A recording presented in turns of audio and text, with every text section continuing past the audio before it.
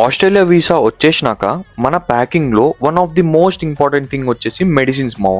So ఈ వీడియోలో general medicines ఏమేమి పెట్టుకోవాలో చెప్తా, నోట్ చేసుకో.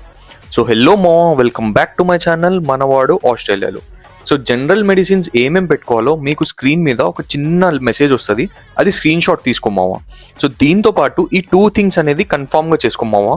ఫస్ట్ థింగ్, బేసికల్లీ మీరు ఏవైతే మెడిసిన్స్ క్యారీ చేస్తున్నారో వాటి యొక్క ప్రిస్క్రిప్షన్ అనేది పెట్టుకోండి మ్యాండేటరీగా.